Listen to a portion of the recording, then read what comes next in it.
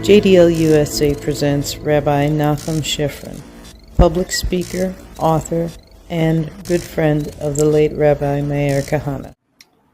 Well, we're back again. The faithful are assembled.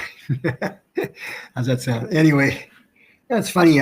Before we started the podcast here, I got a glimpse of my inbox, and I see this a news item from out of Montreal. Perhaps some of you have seen it. Hamas activists are rampaging, raging, screaming, "We need Hitler to kill the Jews," blah, blah, blah. You know, and then I thought, the Arabs, there's only one thing they understand or ever will understand, and that is strength. Where they see strength, they just wither like so many cockroaches where you shine a light on them. And I thought to myself, I may have alluded to this or mentioned it on a previous edition here. Every year, Saddam Hussein, Yimach Shemo v'Zichro, has a quote-unquote yard site, Lahavdil, in which they remember him in Iraq. Now, here's a guy that killed, they say, this is an underestimate, 500,000 of his own people murdered in his avarice and in his climb to power. 500,000 people he himself murdered. That's a lot of people, even by an evil standard like Saddam Hussein. And yet, tens of thousands of people go to his grave every year. Here's a guy that's among the top bottom feeders, or I should say the lowest bottom feeders in the world. He would be one of them. And yet, again, tens of thousands of people go there, show support for his memory, etc. Why? Why is that? Again, in the Arab world, if you're strong, it doesn't matter what you do. You're acknowledged as somebody who is meritorious about being a leader. Well, they have their leader, we have our leaders. And I'm thinking to myself, what's going on in Montreal that we don't know about? What's the Jewish community doing over there? Why are these rabble, riffraff, and criminals, why are they allowed to yell after over half a century after the Holocaust that Hitler should have killed the Jews? And the answer is real simple. The Jews don't care. I say that because I know they just don't care. If they cared, they'd be doing what the JDL does. They'd be doing what Rabbi Kahana did when people came out with chains, crowbars, rocks, and the blacks that were rioting against Jews and wanting to kill Jews. They were taught a lesson that they'll never forget. Mayor Dinkins will never forget it. Nor will Larry, what's his name? That guy in Chicago, I forget his name. Nor will any of the other anti-Semites. That's what the anti-Semites understand. They don't understand having a cup of tea, talking things over. You know, let's have an exchange of ideas. They don't. That's not what turns them on. What they want to hear is real talk of, you do this, we're going to do that. That's what motivates them. It is after so many years, it's been 70 years after Jews were burned in the ovens, tortured, murdered, raped. And we still have to deal with this crap. To see the IDF supply diapers, medicine, water, gas to the people in Gaza, I'm thinking, are we rich? We've got 60,000 Jews that are out of their homes. They've been living in bunkers and in bomb shelters for over a year. Does anybody care about them? No. They're not going to do anything to the comfortable people in the Knesset, the people that sit there and twiddle their thumbs and talk about the muksa or about tiltul mi'achrei agav. No, that's not how it works. It takes people that are dedicated, that feel Jewish suffering, that never want to see Jews suffer again, and they will send the message to the Goy, or to the black, or to the Gazans, or whomever it may be. It's something that for some of us, it's an ache. It's painful. It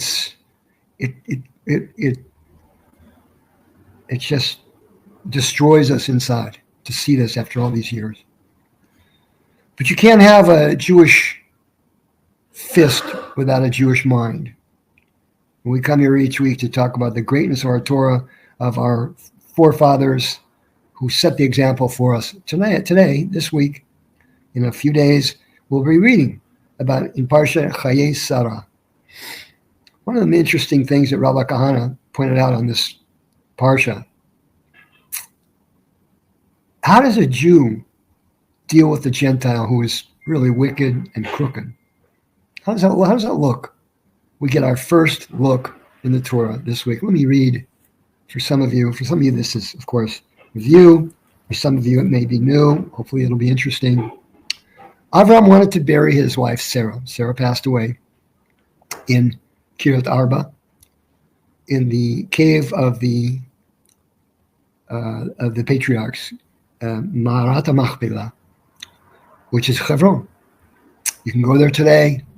If you can daven there and pray there, you'll see, amazingly, you'll see the grave of Avraham, Sarah, Jacob, not Jacob, but Isaac. I'm sorry, Jacob, Isaac, the mothers, and you'll be quite astounded. But Avraham was a very, very bright man, and he knew who he was dealing with. He was the first Jew, but he was the first person who God paid any attention to in all of human history.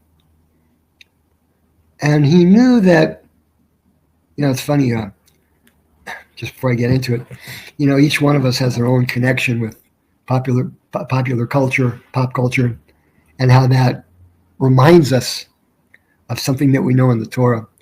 And it's interesting that when that little deuce coupe, some of you are old enough to remember, little deuce coupe, and in the song it goes, and just one thing, remember, I got the pink slip, Daddy. The pink slip for the little deuce coupe. What's so special about the pink slip? You know. Whoever has that pink slip owns it. Doesn't matter if the owner is out of the country for 10 years or 20 years or 30 years. It'll always belong to him. He paid for the vehicle. It's registered in his name. It's forever his. Avraham Avinu apparently, let's say in a funny way, echoed that thought in this ridiculous song. So it says like this. Ephron was one of the big shots back then in the city of Hebron, non-Jew, of course. And Ephron said, you know what? We don't need to sell you this. We're bros, You're a bro. I'm a bro. Just bury your dead wherever you want.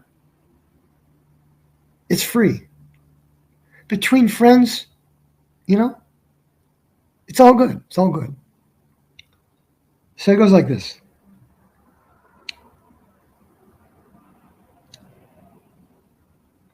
V'yan Ephron et Avraham lemorlo. And Ephron answered Abraham to Abraham, saying to him, Adoni shma'eni eretz 400 kesef, shekel kesef beni ubencha mahi. Et metcha kvor. It's 400 shekels. Avraham wanted to give him 400 shekels in real money, the best, top silver coins. What's 400 shekels between, bros like you and me? You're Avraham Avinu. You're a great Jew. I'm here representing the Hittites here in the land of Canaan. Just bury your dead. Avraham answers him. V'yishma Avraham. Avraham listened to Ephron. Whenever we see V'yishma, it usually means obeys as well. V'yishma Avraham el Ephron. And here's the interesting thing. V'yishkal Avraham, and Abraham measured out, weighed out, et hakesef asher diber bozne bnei chet, 400 shekel kesef over the socher. It's amazing. It seems diametrically opposed, right? And Abraham listened to Ephron or conceded to him. And at the same time, while he's conceding to him, he's weighing out the 400 shekels. Why? Why is he doing that? He wants the pink slip. He knows that these are evil people, that one day there will be a diaspora. One day we will be, for hundreds and hundreds of years, out of our homeland. And only that merit of the pink slip, of the shtar, of that document, saying that he paid for it. Later on, we're going to learn that in the Gemara it says there's 3 holy places in Israel. One is Hebron. One, of course, is Rabbi, Jerusalem. The other one is Shechem. In each one of those cases, we own the pink slip. We paid hard cash. And no one can say, no Goy, no Nazi, no Hamas. Nobody can say that those are not ours. We have the pink slip. Where's that pink slip? It's in the Chumash. It explains it in detail. Interestingly enough, that passage from the Bible that I just quoted was said 3 different times in this week's parsha. Now, everybody that studies the Torah knows that the Torah doesn't waste time. Everything is very, very compact and very abbreviated, to the point where a lot of people are exasperated trying to figure out what's going on. But when the Torah repeats 3 different times, Abraham bought the burial plot and buried his wife Sarah. He paid 400 shekels for it. 3 different times. What does that mean? Rashi and our commentators don't talk about it. To my knowledge, I've not seen anything. But I can only guess that our forefathers knew that there would one day arise a Jewish generation that would forsake the Torah, that would compromise the Torah, that would forget the Torah, that would make all kinds of excuses for the Torah.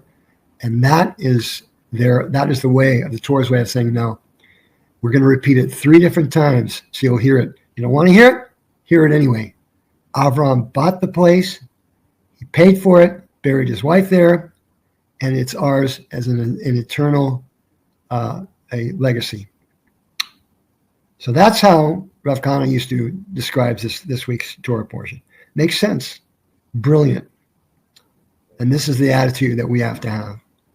If we don't have, Rabbi Kahana once used to say, if we don't respect ourselves, if we don't have self-respect, then we dare not demand it from others. And how true is that? Instead of messing around after October 7th with diapers, with Vicine, with baby powder, it takes one day. You make a blockade, no food, no water, nothing gets in. And those guys will give up in 24 hours. But we didn't do that. Ki tetzei lemilchama al oivecha. Why does one of the parshas of the Torah start by saying, when you go to war against your enemies? The Torah asks, really? What do you mean? Do you mean to say that we would go to war against our friends? No. Torah says, treat them like enemies. We don't do that. 5 times the Arabs declared war against us, and they weren't going to give us any diapers or water or yogurt or granola. They wanted to wipe us off the face of the earth, and we defeated them as a miracle from God. And this is something that each of us needs to learn and internalize. Jewish pride is extremely important. Wherever we go, if you're at the market, if you're on the beach or whatever, you look like a Jew, act like a Jew. Show the world who you are. And even in times where it might be uncomfortable, none of us here is a big tzaddik, but we have to always remember who we are. Anyway, that's the essence of what we have to say today. And with the help of God, we will turn the tide around. I think that in Israel, if you really pay attention to what's going on, it's called the Nohar Givaot. They're the hope of a Jewish future. The young people, the youth that are raising their voices to God every day, and they're in the Judean and Samaria. They're living on hilltops. They're studying Torah. They're cultivating the land. They're harvesting. They're bringing true pride to the Jewish people. And I want to salute them, all of our friends from Rav Kahana's Rayona Yehudi, wherever they may be, our dear friends, may they always be blessed and be strong. And with that, let us say a good Shabbat to all those who are reading the Torah. Remember this message from Rav Kahana as you read CHAYEI Sarah on Saturday in your synagogue. God bless you all. Please support the JDL. Give them your tax-exempt donations. They need help. In every community where this is heard, there should be a group of Jews that should be there and establish a presence, whether it's praying, whether it's learning Torah, whether it's fitness, whether it's in the area of firearms, whatever it should be. We need to be strong and remember who we are. God bless you all. Shabbat Shalom.